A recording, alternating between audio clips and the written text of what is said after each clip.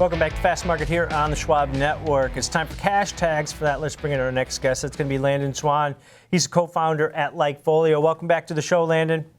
Thanks. Great to be here. All right, so we're talking Disney stock. It's been choppy over the last couple of years. Stock was trading about $123 in March, pulled back down here to $88 a share. It seems like nothing's going right for this company at this point. Do you guys have any data that supports the precipitous fall that we've seen over the last 6 months?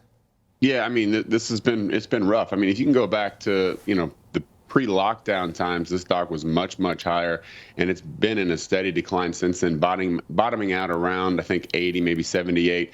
Had a little run up, like you mentioned, up in March, but now we're back down to that sort of 88 level, very close to the 3-year lows of 78. So this could be a bargain for investors if you believe in what this company's doing long term. And of course, they're rock solid on a lot of things. All of the parks, hotels, experiences, that's just been a cash cow for them, doing really well. I think they're struggling a little bit with some of the entertainment, and then of course when it comes to sports, there's a lot going on in the news right now.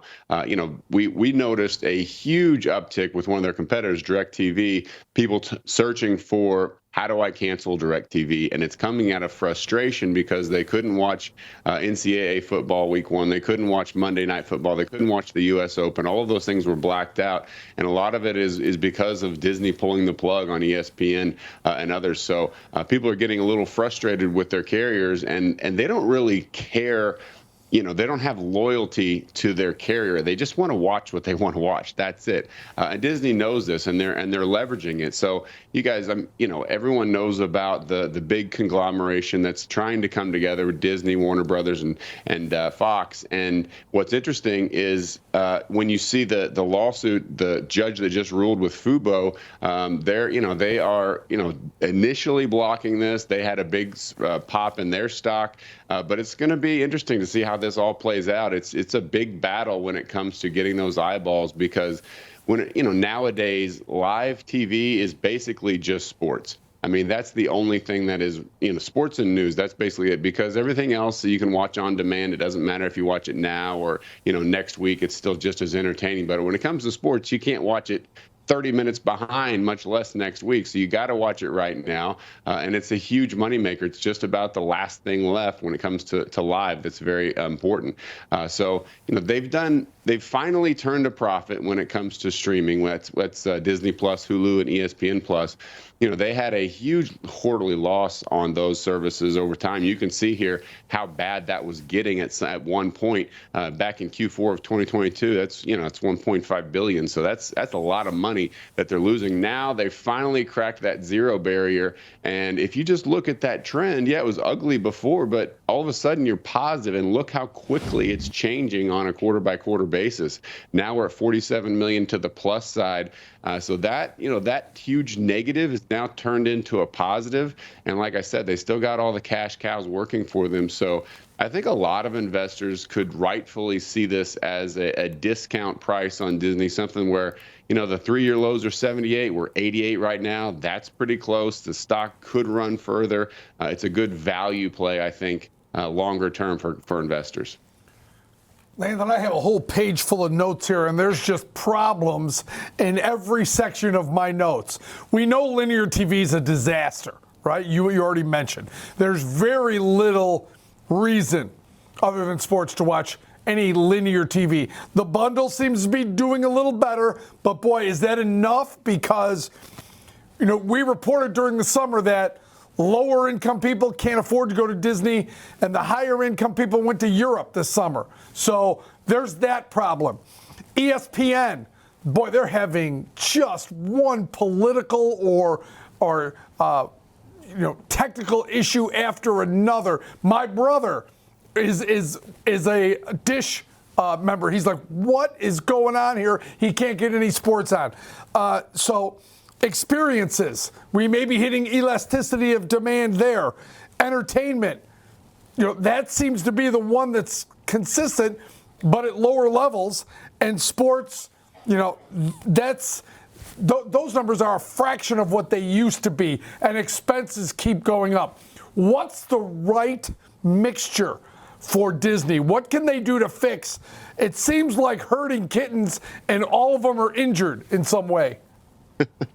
Yeah, I hear you. And, I think Disney really needs to kind of get back to its roots and rewind maybe 10 years ago and start putting out that kind of content. I think that, people really enjoy some of the more classic stuff, and I think they've gotten a little bit off track. You mentioned some of the political stuff. I'm not going to get into all of that, but yeah, I think a lot of it has to just get back to the basics. And for them, it's going to come down to legal battles. Can they, twist their levers and, hold control over all the streaming stuff that they want to hold control over with the sports? And, I'm a free market guy, so you can guess where I stand on that. I'm rooting for the little guy. But when it comes to making money, that's how they're going to have to do it. They need to keep this into just their hands, form this conglomerate, and, keep the prices higher. They've already shown the ability to raise pricing. They've already shown that pricing power that consumers will stay. As I mentioned, they don't really care about the provider. They just want to see the program, right? If you tell them they got to go to Amazon for Thursday Night Football, okay, they'll go to Amazon. They might gripe about it, but they're going to go there. So whatever it is, like we did last year, whatever it is, they'll find a way to watch the show. And if that means canceling their service and switching over, then that's what they'll do.